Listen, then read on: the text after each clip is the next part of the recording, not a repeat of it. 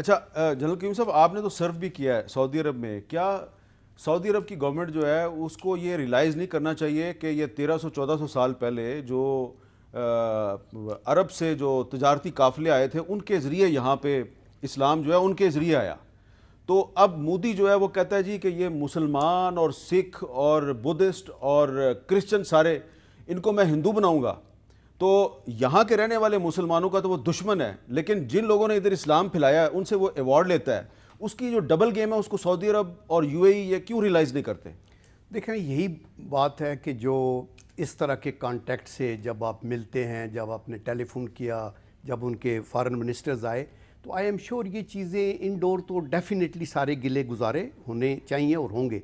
اور اس میں ذرا برابر بھی شک نہیں کہ یہ انڈیزائربل ایکٹس تھے، جیسے یو ای والوں نے کیا، اس کو ایوارڈ دیا، اس سے پہلے ایک بہت بڑا گوردوارہ وہاں بنایا، اس کی بہت وہ ہوئی، اور سملرلی. لیکن دیکھیں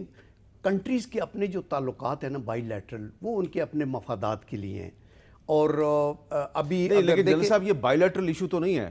آپ یہ ان ممالک کی بات ہو رہی ہے جنہوں نے اس ریجن میں اسلام پھیلایا ہے. جی انہوں نے اسلام پھیلایا ہے اور مودی کی لڑائی اسلام کے ساتھ ہے، مسلمان کے ساتھ ہے، تو یہ تو ایک انٹرنیشنل ایشو ہے. یہ بائی لیٹرل ایشو کس طرح ہو گیا؟ دیکھیں مودی کبھی بھی یہ نہیں کہتا کہ یہ اسلام کے خلاف ہے، وہ تو کہتا ہے پاکستان کے خلاف ہے، وہ پاکستان کی دشمنی. آر ایس ایس اور ہندو مہاسبھا جو ہے وہ واضح طور پہ اسلام کے بھی خلاف ہے، کرسچینٹی کے بھی خلاف ہے. اپنے دلت کے بھی وہ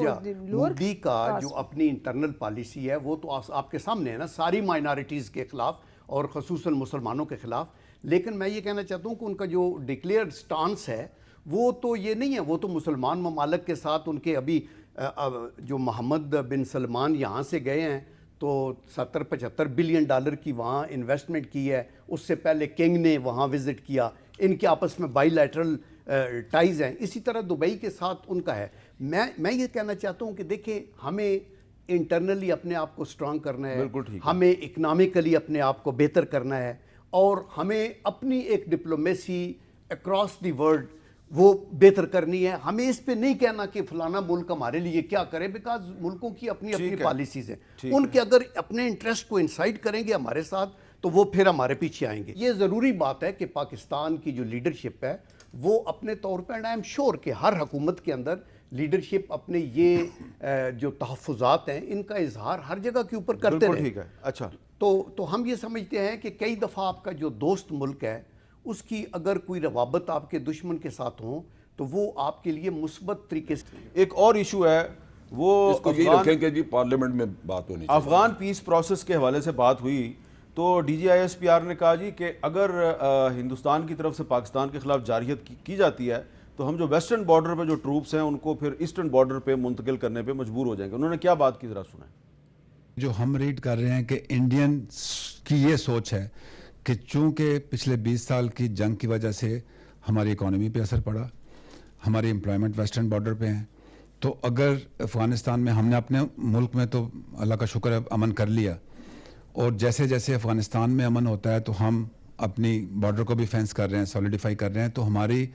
پہلے ادھر سے ریلیف ملے گا، فورسز تھوڑی سی کم ہوں گی، ایف سی کے نیونگز بنا رہے وہ جائیں گے.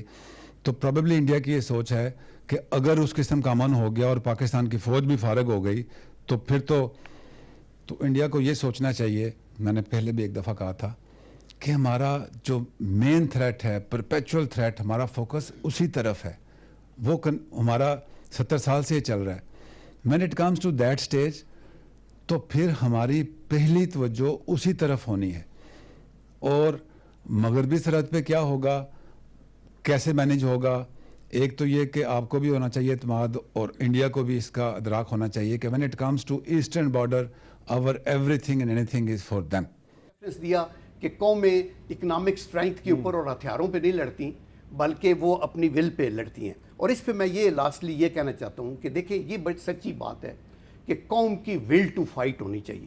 اور ول ٹو فائٹ کریٹ کرنے کے لیے آپ کے پاس پوٹنٹ کاز آف وار ہونی چاہیے. اور پاکستان کے پاس اللہ کے کرم سے کاز آف وار ہے، بیکاز یہ جو اٹیک مودی کر رہا ہے یہ ہمارے سروائیول پہ اٹیک ہے. میں کل پرسوں سبرامنیم سوامی کو سن رہا تھا، اس کا ایک انٹرویو کو امریکن تھنک ٹینک کو، ہی واز سیئنگ وہی چیز جو آپ نے بھی کوشچن پوچھا، اس نے کہا جی آزاد کشمیر میں ہم نے جانا ہے،